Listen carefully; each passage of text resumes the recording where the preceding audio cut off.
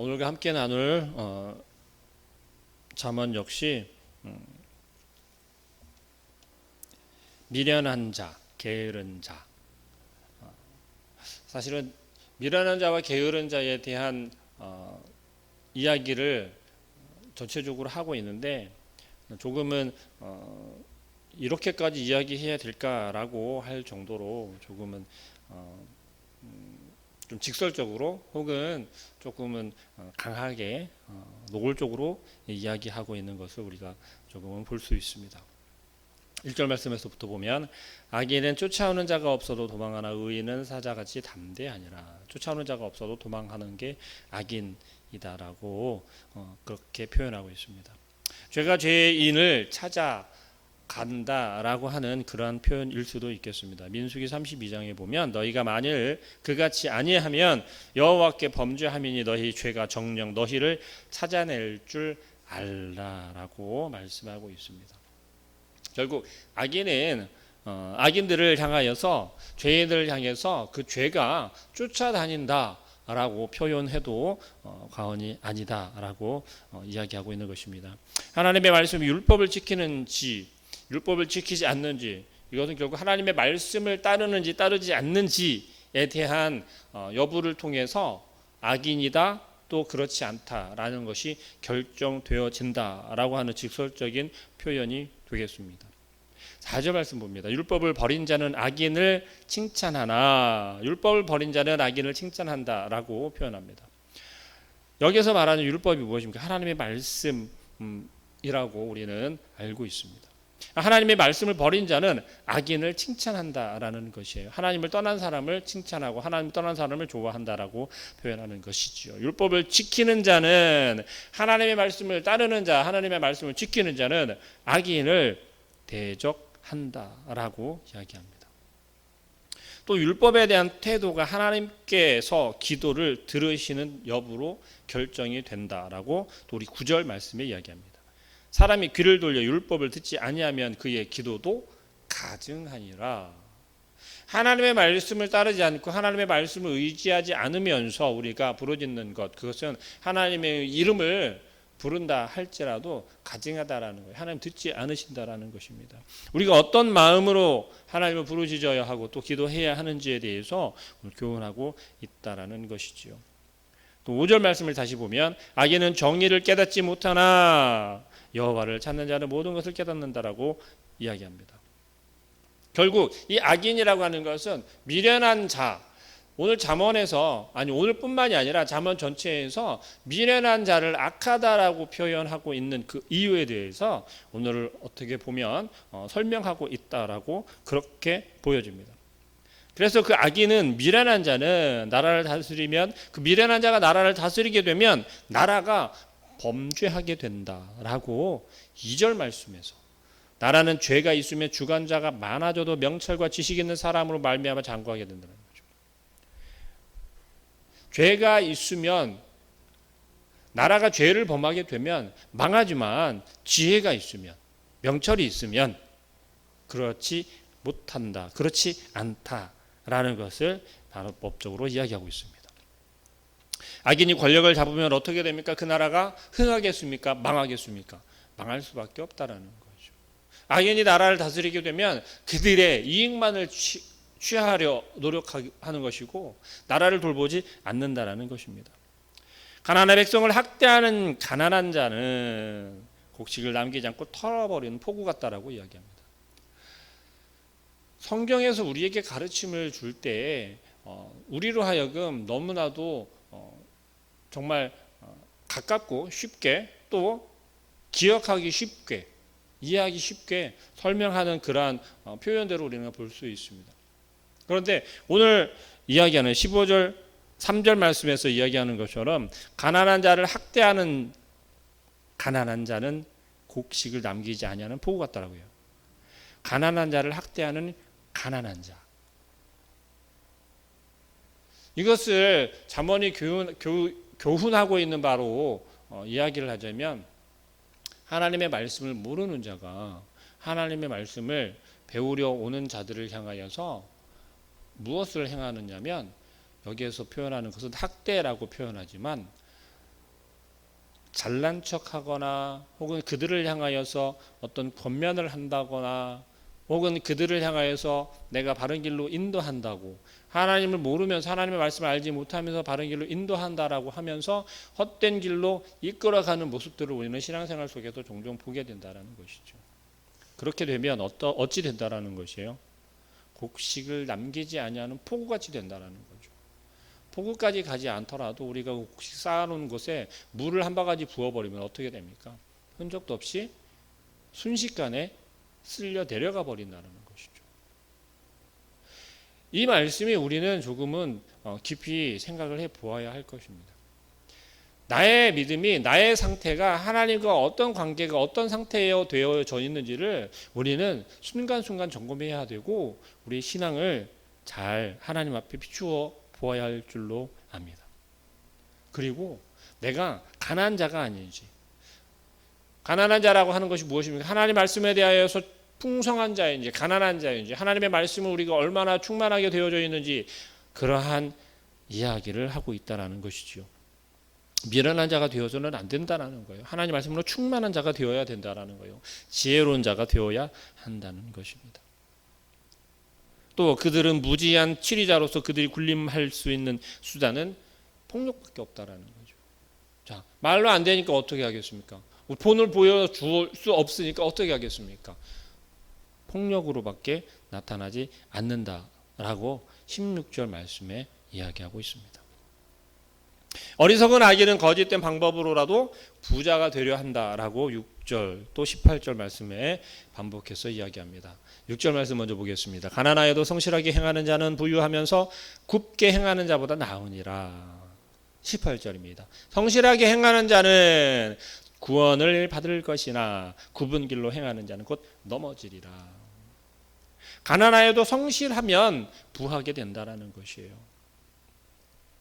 가난하여도 성실하면, 하나님 말씀 앞에 우리가 성실한 모습을 보이고 부지런한 모습을 보일 때 우리는 하나님께서 주시는 그 말씀의 지혜를 얻을 수 있다라는 거예요. 그 지혜를 통하여서 우리는 충만하여질 수 있다라는 것입니다. 잠언에서 부자가 되고 가난한 자가 된다라고 하는 것이 세상의 물질을 쫓아가라고 이야기하는 것이 아닙니다. 세상의 물질을 얼마나 우리가 많이 마음 가운데 품으며 살아가야 되는지를 이야기하는 것이 아닙니다. 하나님의 말씀을 아는 것이, 하나님의 말씀으로 얼마나 충만하여져야 하는 것인지 그것을 우리에게 교훈하고 있다는 것입니다. 그것이 우리가 세상을 살아가면서 복을 누리는 것이고 부자가 되는 길을 가르쳐주고 있다는 것이에요. 이것을 잘못 오해하여서 하나님 말씀을 열심히 듣고 신앙생활을 열심히 하며 교회를 열심히 다녔는데도 불구하고 내가 부자가 되지 못하니까 그러면서 마음 상해하고 실망하는, 낭망하는 그러한 사람들도 종종 우리는 보게 됩니다. 그러나 우리는 정말 깨달아 알아야 할 줄로 믿습니다. 우리가 신앙생활하는 것이 하나님 앞에서 하나님을 알아가는 것이고 하나님의 말씀의 충만함을 우리가 바라보며 나아가는 것인데, 그것을 통하여서 우리가 부수적으로 선물처럼 얻을 수 있는 것이 무엇이냐면 그것이 물질의 복이라는 거예요. 우리 세상에서의, 우리의 삶 가운데서의 평안함이라는 것이에요.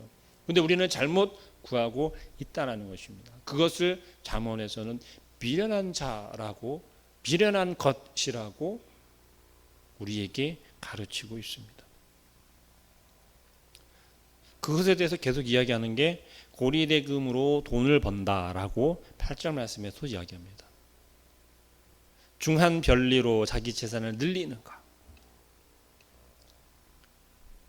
또 20절 말씀에 충성된 자는 복이 많아 속히 부하고자 하는 자는 형벌을 면하지 못한다. 하나님 앞에 충성되게 일한다라고 보여지고 하나님의 말씀대로 그렇게 잘 따른다라고 보여지는데 그 마음 가운데 무엇이 있다라는 거예요? 내가 빨리 내 물질을 내가 부하고 싶고, 재물에 대한 욕심이 우리 마음 가운데 끊이지 않는다라는 거예요. 끊임없이 우리의 마음을 유혹하고 있고 우리를 넘어뜨리려 한다는 것이죠. 22절입니다. 악한 눈이 있는 자는 재물을 얻기에만 급하고, 악한 눈이 있는 자. 우리의 눈이 무엇을 보고 또 어떤 것을 쫓아가는지를 우리는 정말 마음 가운데로 깊이 생각할 수 있어야 할 줄로 믿습니다. 재난을 얻는 것에 급급하여서 나에게 점점 다가오고 있는 이 가난, 세상의 것을 쫓아가고 있으면서 하나님의 말씀이 메말라가고 있고 하나님의 말씀의 그 충만함이 없어져 가고 있고 하나님의 그 은혜가 우리의 마음 가운데서 우리의 삶 가운데서 사라져가고 있는 것을 우리는 깨닫지 못한다는 것이에요. 이번 한 번만 하면서 우리는 하나님의 말씀 가운데로 나와야 함에도 불구하고 어떻게 어느 일을 쫓아가고 있다는 것입니까? 세상 가운데로. 내 삶의 터전이 안정되어야 되고 내가 지금 하고 있는 일이 평안해져야 하고, 그러나 하나님께서 말씀하시는 건, 오늘 자문이 교훈하고 있는 것은 그것이 가난의 길, 어리석은 길이다라고 우리에게 교훈하고 있다는 것이에요.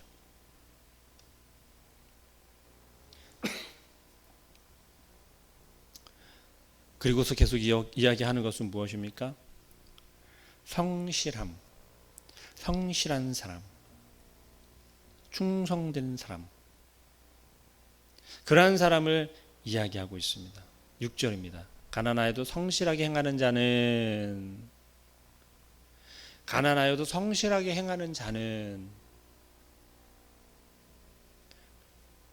부유하면서 굽게 행하는 자보다 낫다라고. 내 삶이 평안하고 내 삶이 풍족해 보여도 하나님을 등지는 사람보다 그것이 낫다라고 이야기하는 것입니다. 10절입니다. 정직한 자를 악한 길로 유인하는 자는 스스로 함정에 빠져도 성실한 자는 복을 받는다라는 거예요. 또 18절입니다. 성실하게 행하는 자는 구원을 받을 것이나 굽은 길로 행하는 자는 넘어진다는 것이에요. 계속해서 자기의 토지를 경작하는 자는 먹을 것이 많으려니와 방탕을 따르는 자는 궁핍함이 많으리라. 성실한 자와 불성실한 자, 충성된 자와 게으른 자를 잠언에서는, 오늘 우리 성경 본문에서는 계속해서 비교하면서 우리에게 가르치고 있다는 것이에요. 결국 오늘 본문에서, 오늘 말씀에서 우리에게 가르치는 것은 어떤 것입니까? 간혹 이렇게 보여질 수도, 이렇게 비추어질 수도 있습니다. 그렇다면 하나님의 말씀을 알고 하나님의 말씀대로 따라가는 깨끗한 성실한 부자가 되면 되겠습니까? 라고 반문하는 사람이 있을 수도 있습니다. 그러나 오늘 잠언에서 그것을 부추기려고 그렇게 되라고 우리에게 가르치는 것이 아니라는 것을 우리는 잘 알고 있을 것입니다. 우리의 마음이 성실해야 하고 우리의 마음이 거짓되지 않아야 하고 우리의 마음이 게으르지 않아야 한다는 것을 교훈하고 있지만 부자가 되려고 노력하라고 가르치고 있지는 않습니다. 오히려 우리의 마음 가운데 내가 부하게 되기를 원하는 그러한 마음을 버리라고 오늘 잠언은 우리에게 교훈하고 있다는 것입니다. 디모데전서 6장에서도 동일하게 이야기합니다. 부하려 하는 자들은 시험과 올무와 여러 가지 어리석고 해로운 정욕에 떨어지나니 곧 사람으로 침륜과 멸망에 빠지게 하는 것이다 라고 디모데전서 6장 9절에서 우리에게 이야기하고 있습니다. 우리가 신앙생활을 하는 것이, 하나님의 말씀대로 사는 것이 부자가 되기 위해서, 부하게 되기 위해서 우리가 예배당에 나오고 예배를 드리고 교회를 다니고 신앙생활 한다라고 한다면 죄송합니다. 그 꿈을 이룰 수가 없습니다. 그러나 그것이 아니라 정말 하나님을 알고 그 하나님에 대한 궁금증으로 하나님의 말씀이 어떠할지, 또 하나님의 말씀이 나의 삶에 어떻게 반응하시고 또 하나님의 말씀이 나의 삶에 어떻게 작용하실지, 내가 어떻게 변할지, 그리고 하나님 계신 그곳이 어떤 곳인지, 하나님께서 주시는 영원한 생명이 나에게 과연, 또 내가 얻은 구원이라고 하는 것이 과연 무엇인지 궁금하고 그것을 우리의 삶 가운데 누리고 경험하고 그 은혜를 우리가 체험하기를 구하는 그러한 삶을 살아갈 때 우리의 삶은 너무나도 자연스럽게 세상 사람들이 부러워할 정도의 그러한 삶이 되어질 줄로 믿습니다. 그것이 하나님께서 우리에게 주시는 하나님을 믿는 백성들에게 주시는 은혜인 줄 믿습니다. 물론 이 땅을 살아가면서 하나님의 백성들이, 하나님을 믿는 사람들이, 하나님을 믿는 자들이, 믿음의 사람들이 부하게 살아갈 수도 있습니다. 그러나 상대적으로 보여지기에 조금은 가난하게 살아갈 수도 있다라는 것이에요. 근데 그것이 하나님께 복을 받았기 때문에 부자로 살아가고 부하게 살아가는 것이 아니라 하나님께 복을 받지 못해서 가난하게 살아가는 것이 아니라는 거예요. 이 세상에서의 부한 것과 가난한 것의 기준은 하나님을 잘 믿고 못 믿고의 기준이 아니라는 거예요. 하나님께서는 우리에게 하나님 기준에 합당하게 또 하나님께서 뜻하신 바대로 우리의 상황을 이끌어 가신다라고 하는 사실입니다. 그리고 우리는 우리의 삶은 하나님 손에 맡겨 있는 것이지 하나님 손에 결정되는 것이지 우리가 원하는 대로 결정이 되는 것이 아니라는 사실이에요. 그러한 것을 우리가 깨달아 알 때 우리는 비로소 하나님을 신뢰할 수 있고 하나님 앞에서 정직하게 살아갈 수 있다라는 것을 오늘 잠언은 이야기하고 있습니다. 하나님의 백성들은 우리는 하나님의 말씀 우리의 삶의 중심에 두고 살아가야 한다라는 것을 이야기합니다. 또 우리에게 조그마한 죄라 할지라도 숨김없이 낱낱이 하나님 앞에 자복하고 회개하며 하나님 앞에 엎드려야 한다라는 것을 이야기하고 있습니다.